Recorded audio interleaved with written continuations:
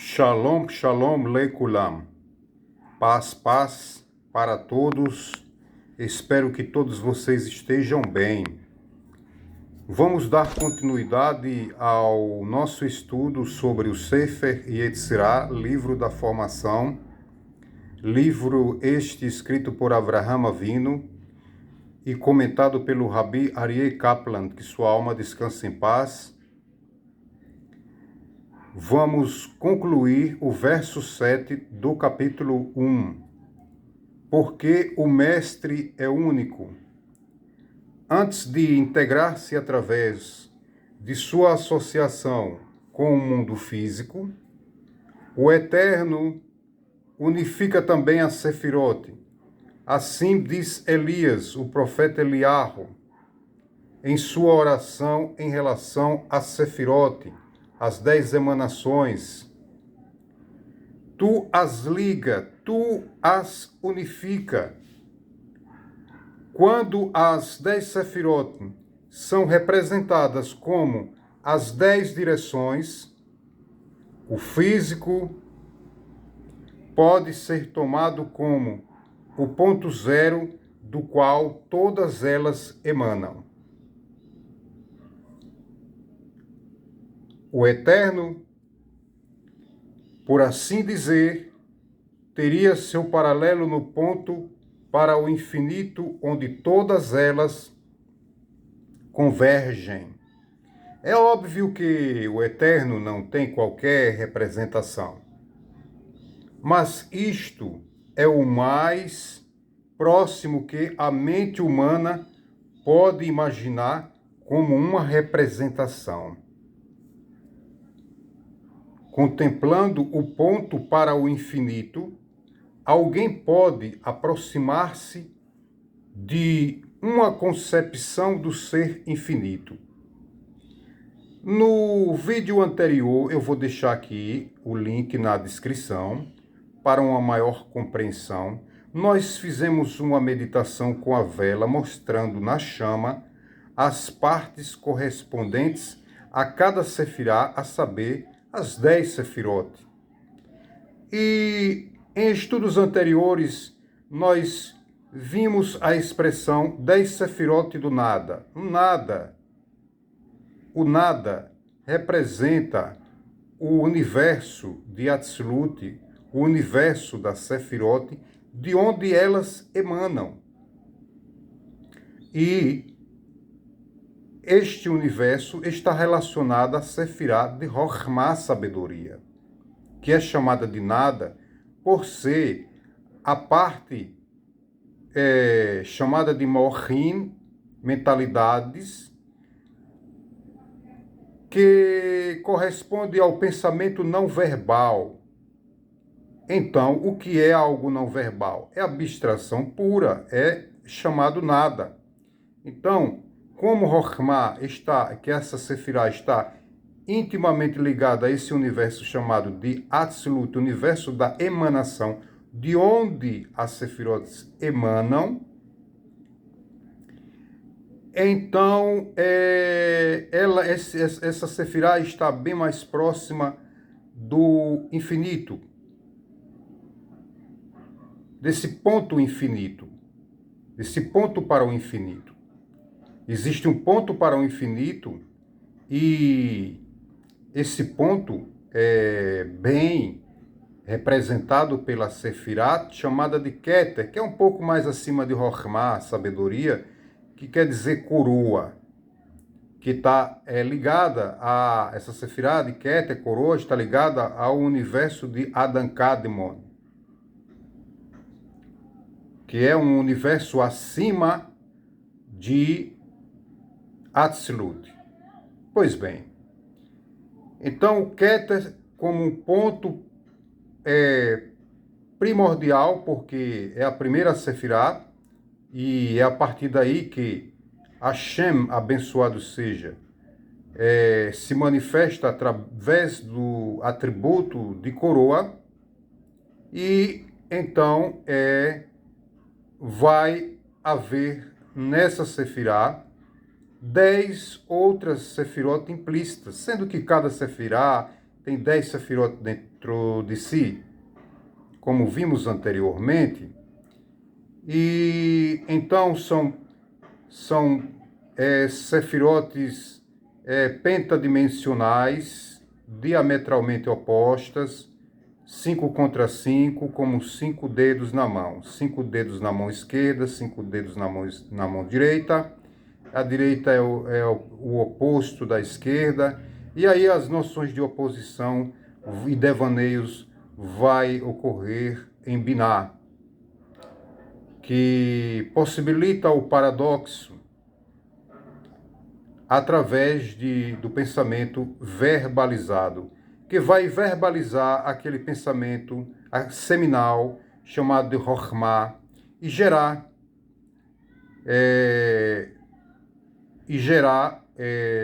o paradoxo. Então, isso aqui é apenas um resumo para a gente recordar um pouco o estudo passado. Mas falando precisamente da vela, a vela, nós fizemos uma comparação com cada parte da chama correspondendo a uma sefirá. E vamos voltar então a estabelecer aqui com a vela uma ideia, né, trazendo uma metáfora, uma comparação com o Criador. Vamos relacionar o Criador com o fogo. É claro que a Hashem não é um fogo. Nenhum conceito pode ser, como vimos aqui nessa leitura, nenhum conceito pode ser relacionado ao Criador, à essência do Eterno, que transcende a tudo, a qualquer conceito. Mas por termos uma mente, que é uma entidade espiritual limitada, e que só compreende as coisas através de vestimentas físicas, e as palavras são vestimentas. Vestimentas, visto que a fala é uma das vestimentas da alma. Então, precisamos de usar, embora que as palavras não conseguem exprimir, definir o ser infinito, de modo algum, mas como temos uma mente limitada, precisamos de usar essas vestimentas para chegar a alguma compreensão binar. E tornar aquilo não verbalizado através dos mecanismos de Binah compreensíveis. E estabelecer uma síntese entre tese e antítese, uma conclusão. Visto que em Chokhmah, na Sefirá de sabedoria, tudo é uma unidade simples, não existe devaneios, paradoxo. Talvez que exista sim, mas em potencial, como uma árvore, né, como fizemos essa metáfora da semente, que contém todas as partes da árvore. A semente contém o potencial de uma árvore, mas a árvore está ainda ali oculta na semente. Claro que Chokhmah tem todo o processo de paradoxo, mas isso só é gerado através de Ima, que é a mãe, que é chamada de Binah, que gera, a mãe gera, e Abba é Chokhmah, que é o pai, que é o ponto seminal de uma ideia, de um lampejo. Está tudo lá gravado, sim, em Chokhmah, mas é pura abstração. É uma unidade simples. O paradoxo lá em Chokhmah está oculto como as partes de uma árvore está dentro de uma semente. Uma semente contém a parte da raiz, contém o caule, os ramos, as folhas, o fruto, enfim, todas as partes da árvore, mas essa semente só vai, que a semente também é um ponto seminal. Assim como Chokhmah, que contém todo o paradoxo, mas está oculto. Mas o que a terra faz? A gente cava, né, planta, rega com água, e aí o que acontece? a semente ela brota e cresce, e aí revela, a terra revela. A terra vai revelar, e a terra é uma alusão a Malchut, o mundo físico. O mundo físico revela aquilo que está oculto, a saber, o mundo espiritual. Então, nesse sentido, o mundo espiritual é o meio pelo qual o mundo, na verdade, o mundo físico é o meio pelo qual o espiritual se expressa, e só por meio deste é possível a expressão do espiritual.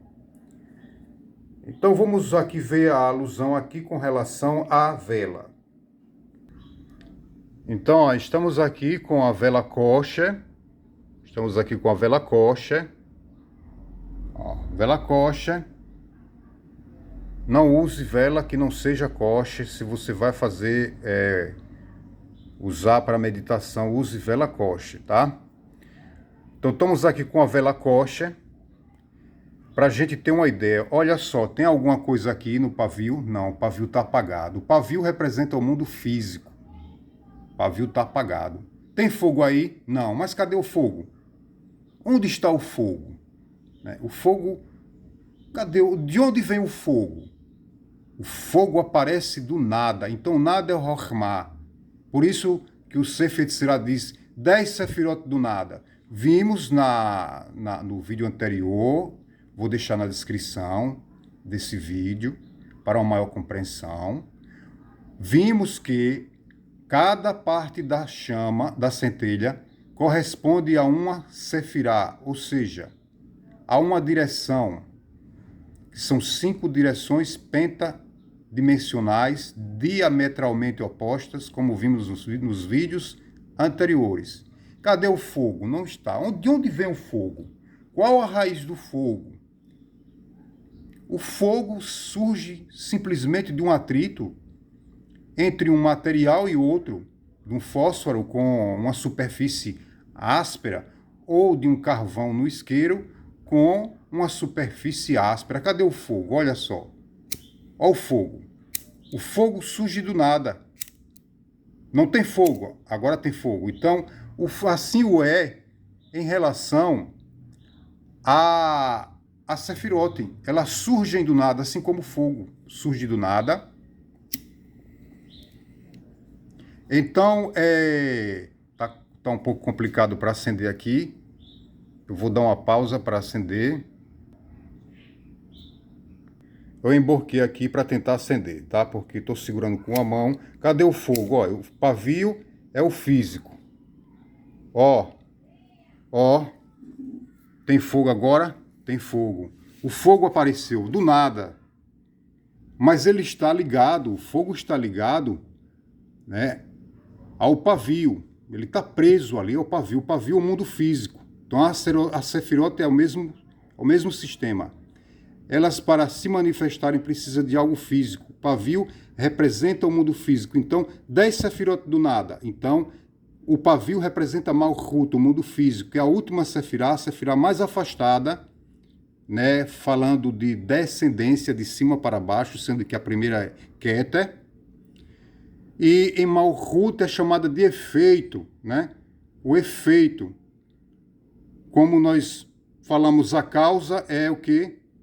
A causa, tem a causa e tem o efeito. Nós chamamos de a chama é o efeito. O pavio é a causa do fogo é o pavio. Né? Como a gente falou no vídeo anterior, causa, tem uma palavra chamada gachelet, que é chamada carvão. Então, o pavio representa o carvão. Né? Veja que tem uma parte lá bem escura, lá no centro do pavio, que é um carvão. Gachelet. Veja lá, tem uma parte bem pretinha lá, ó, no centro lá da chama. Lá. O pavio fica bem como um carvão. Então, é a cor de Malchut também. Malchut é chamada de preta. Por que preta? Por causa das cascas, né, que ocultam a luz do Criador. Então ela é chamada de preta. Malchut representa a cor preta. Então, carvão tipifica Malchut. Pois bem, o fogo está preso ao pavio, mas ele procura, repara só que ele procura se libertar do pavio a todo tempo, ele fica movimentando, oscilando, tentando se libertar do pavio. Isso porque a raiz do fogo é em cima, é espiritual, assim como a Sefirote, que a raiz da Sefirote é espiritual, elas vêm, elas emanam de um nível mais acima, no universo de absoluto, o universo da Sefirote, o universo da emanação.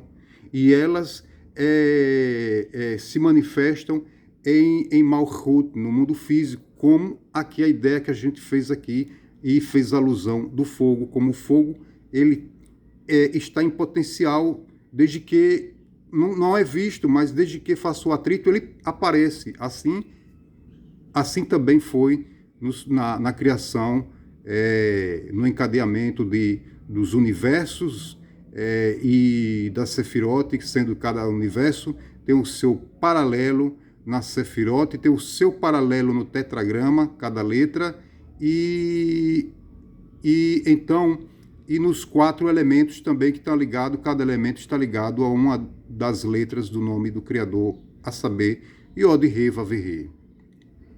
Então, tudo isso para a gente também ter aqui uma meditação em relação à vela e mostrando como o fogo, ele tenta também se libertar e voltar à sua origem que é em cima, mas ele está preso, né, por causa de Hukim, os Hukim, que são os estatutos das leis naturais, às quais o Criador submeteu cada coisa. Então, o fogo, ele tem sua raiz em cima, e a raiz em cima é Gevurah, que é uma Sefirá, a qual o anjo Gabriel, que é o anjo do lado da Gevurah, que corresponde ao fogo.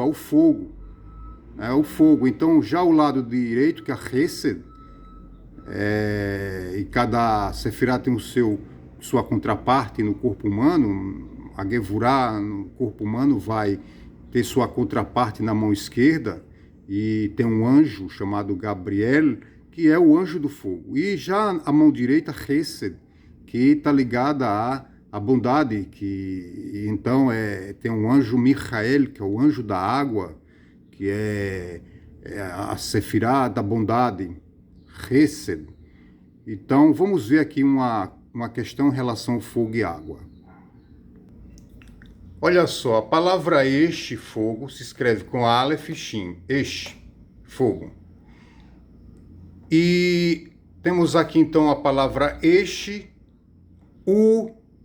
Maim. Maim quer dizer água.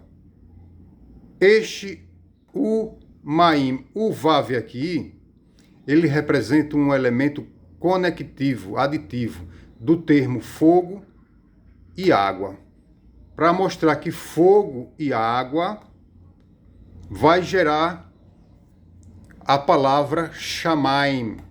Shamaim quer dizer céus, ou seja, a raiz do fogo é onde?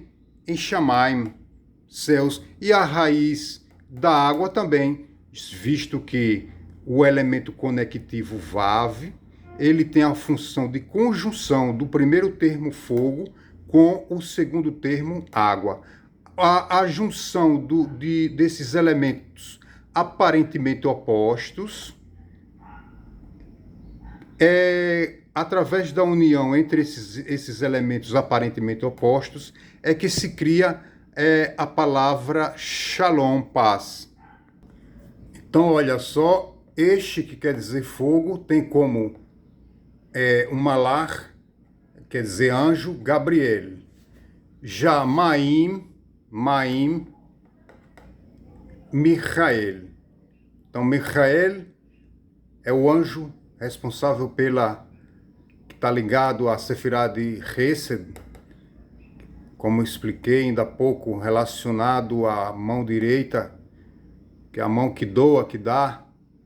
Então, esse anjo, Michael, está relacionado à água. Então, a junção entre esses elementos aparentemente opostos, que é o fogo e a água a gente tem aí então a palavra Shamaim. Lá nos céus tem ar, tem fogo e tem água.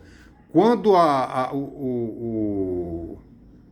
pessoa, né, através de se depara com coisas intrigantes, né, coisas que queimam, como o lado esquerdo, que é fogo, que deseja pelo proibido, e o lado de água, que é o lado positivo, que é onde a gente pratica a mitzvot positiva, a saber, 248, e o fogo representando as paixões que queimam no coração, as 365 proibições da Torá. A gente se depara entre forças opostas, a gente consegue dobrar o mau instinto e fugir das paixões que queimam como fogo e pratica as mitzvot positivas que estão no aspecto da água, de Michael, né? E então a pessoa causa um shalom. O shalom é o resultado, né, de quando a pessoa consegue vencer o seu mau instinto. Ele cria shalom para si, faz tikkun olam, e esse é um caminho chamado caminho do meio, sendo que fogo é esquerda, o Maim é direita, e Shalom, então, é um elemento de confluência. É chamado de caminho do meio, o centro, né? A linha central. Temos linha esquerda, linha direita e Shalom, no caso, é a linha central, porque o centro ele é a síntese. Temos uma tese, uma antítese, e então Shalom é, nesse caso, uma síntese, uma conclusão positiva, né, quando a pessoa conseguiu vencer e juntar um polo negativo e um polo positivo, assim como na energia, né, através de um condutor qualquer que tenha um negativo e tenha um positivo, e ambos são unidos através de um interruptor, e quando chega na lâmpada, o que acontece? Gera luz. Então, nesse caso, a luz é o Shalom. Então, Uriel é o anjo do Shalom. Para mostrar aqui uma questão em relação ainda a esse assunto do fogo. Este ponto para o infinito é infinitamente grande e infinitamente pequeno. Não tem um lugar definido nos contínuos de espaço, tempo e espírito. Vimos nos vídeos anteriores, espaço representa o universo, tempo, o ano, e espírito, a alma, que são aqueles 3 livros abertos em Rosh Hashanah, onde a pessoa é escrita, né? Nesses 3 livros. Cada livro desses são 3 livros, um para o Tzadik, um para o Benoni, o intermediário, e um outro para o Reachaim, os perversos. Não tem forma nem contorno. Ponto pequeno para o infinito não tem forma nem contorno. Mas, ao mesmo tempo, está definido como um ponto único. Assim, trouxemos a metáfora da vela. Tem um ponto que liga no pavio, onde há a manifestação da Sefirot, sendo cada parte da chama tendo cada parte da chama um correspondente no Sefirot, e um ponto em cima de onde elas emanaram, a saber, Rochma, que é a Sefirá ligada ao universo de Atzlut, o universo da emanação. Então, há um ponto lá, um ponto para o infinito, que é um ponto infinitamente pequeno e um ponto infinitamente grande. Como vimos nos vídeos passados, que Malchut se torna a causa de Keter, né? Quando no encadeamento da Sefirot chega um momento tal que Keter vai ficar abaixo de Malchut em relação aos mundos, né? já que cada mundo tem suas 10 sefirotes. Então, por exemplo, o universo de Atzilut tem suas 10, lá tem a sua última sefirá chamada Malchut, mas no mundo de Briá, imediatamente tem lá na cabeça, lá, na parte mais superior desse universo abaixo de Atzilut, que é a Briá, tem a sua Queta. Então, nesse sentido, esse ponto é infinitamente grande e infinitamente pequeno, porque Malchut pode ser, nesse caso, a Malchut de Atzilut, nesse caso, torna-se a causa de Keter de Briá. Então, a Malchut de Atzilut torna-se a causa de Keter de Briá. Então, por isso é um ponto infinitamente pequeno e infinitamente grande.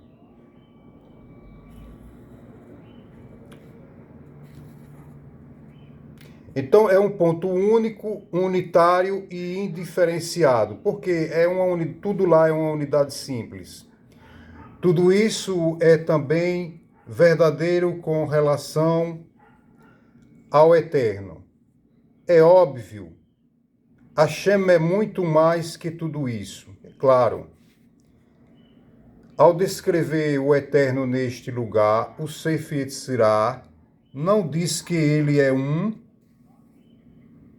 Echad. Echad é a Sefirá de Keter, que é a Sefirá mais próxima do eterno. Mas que ele é único, Yahid. A diferença de Echad e Yahid é que Yahid é uma unidade que está muito além do conceito de pluralidade. Já Echad, ela traz a ideia de número, visto que a noção de numeral, os números, a noção de números ocorre com o surgimento de Keter, que traz consigo a ideia de outras 10 ou de outras 9 sefirot, e aí então é estabelecido o sistema de base decimal. Mas o termo Yahid já é um termo negativo. Ele não dá espaço para número. Então, Hashem, ele é único. Isso afirma que Hashem é tão absolutamente único que não existe, ou seja, não existe, então é uma qualidade negativa, não existe qualidade alguma que a pessoa possa atribuir a ele. Tal como os filósofos afirmam, não se pode descrever o eterno com nenhuma qualidade nem adjetivo, mas só com atributos negativos ou de ação.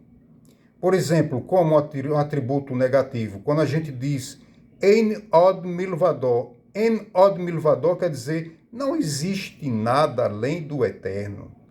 Mesmo depois que Hashem criou o seu mundo, e na perspectiva da criatura, existe sim a pluralidade. Existe o sentimento do ego, eu existo. Né? Cada um vai ter a sua experiência. No entanto, no final das contas, mesmo antes que o mundo foi criado, ele era um Yahid, que não havia nenhuma pluralidade. E depois que o mundo foi criado, ainda assim ele é Yahid. Não há nenhuma pluralidade. Em od milvado, só Hashem existe. Mesmo antes de ter feito e depois que fez, continua existindo sozinho. E tudo existe, por assim dizer, dentro dele. Ele é o Makom, o lugar da existência. A existência está dentro, entre aspas, por assim dizer, dentro dele. Mas só com atributos negativos ou de ação. Embora não possamos dizer que o eterno é pelo uso de atributos negativos, nós podemos dizer o que ele não é. Não podemos dizer o que Hashem é. Por mais erudita ou rebuscada que seja a palavra, ainda assim é limitante. Mas podemos dizer o que ele não é.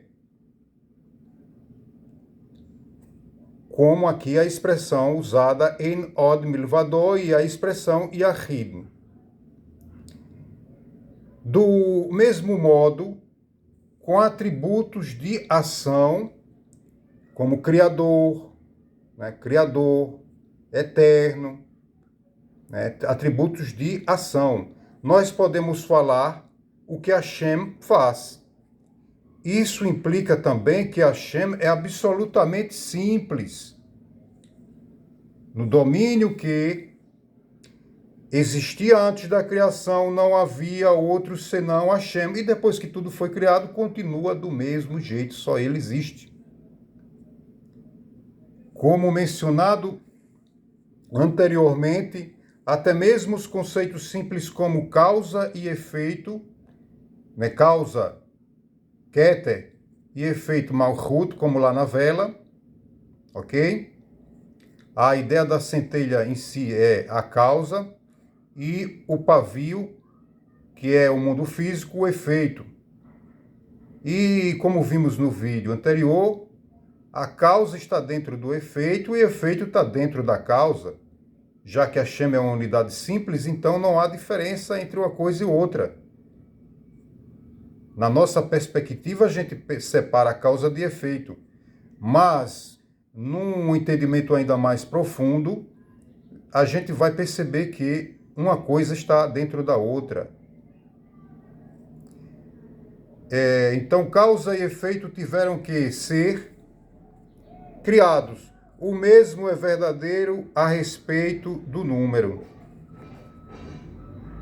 Só se o conceito de unidade existisse em Hashem, isto implicaria que o conceito de número existia em sua essência. Chas v'shalom. Céus proíbam. Então, não podemos usar a expressão Echad, como a gente fala no Shema, Adonai Echad é Keter, que é ali a Sefirá onde Hashem começa a tornar-se conhecido para os seus servos. Então, como lá nós mostramos que 10 Sefirot surge do nada. Então, lá nada é Atzilut, o mundo das Sefirot. Como lá na alusão do fogo, né, quando ainda neste vídeo usamos uma vela para estabelecer uma metáfora. Então, essas Sefirot, elas são totalmente espirituais e Hashem as escolheu como um veículo para que sua essência, abençoado seja, possa se manifestar, assim como o fogo num pavio. Existe em Hashem, olha só, se o conceito de unidade existisse em Hashem, isto implicaria que o conceito de pluralidade existiria nele, estaria nele, ok? Se o conceito de unidade existisse em Hashem, isto implica que o conceito de número existiria em sua essência. Isto, por si só, introduziria um elemento de pluralidade no Criador. Chas v'shalom, os céus proíbam. Alguém poderia, então, falar de Hashem e sua unidade como duas entidades, o que é muito grave. Ou seja, sua associação com o número 1, o eterno e sua unidade seriam, então, dois conceitos. A palavra errado denota uma associação com o número 1. E a Yahid, por outro lado, é um atributo negativo. Esse sim se aplica bem ao eterno. Yahid, um atributo negativo, que indica a ausência de qualquer tipo de pluralidade. Não dá margem para nenhuma pluralidade, só ele existe. E toda a criação é apenas uma manifestação de sua vontade. E toda a criação, digo, tudo que foi criado, é o eterno, que se manifesta por escolha no que chamamos de tevá, natureza.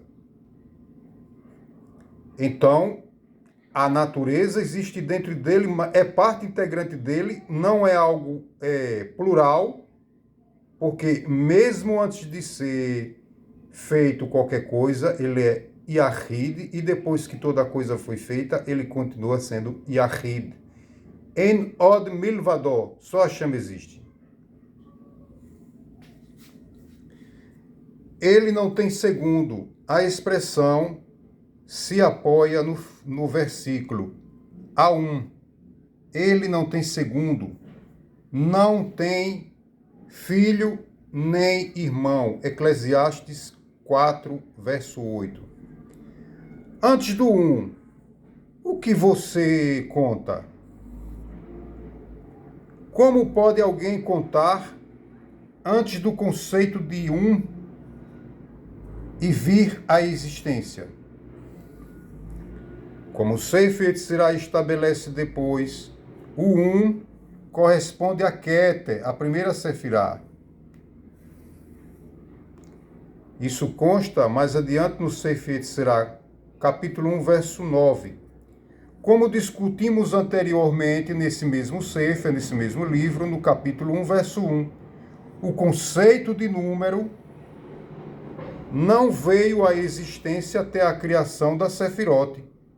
Então, o conceito de número só veio com a criação de uma base decimal, sendo que são 10 e não 9, 10 e não 11, como vimos em capítulos anteriores. Em versos, na verdade, versos anteriores deste capítulo, deste Sefer. Então, que formaram os primeiros elementos de numeração e pluralidade na criação. O conceito de 1 não veio à existência até que a Sefirah de Keter fosse criada. Hashem, o ser infinito, existia antes que Keter viesse à existência. Eu peço a você que não é inscrito no canal, deixe seu like, ajuda muito para que esse vídeo seja difundido para mais pessoas. Deixe o seu comentário. Não esqueça de assinar o sininho de notificações para receber novos vídeos. E desejo a todos vocês uma semana iluminada e produtiva.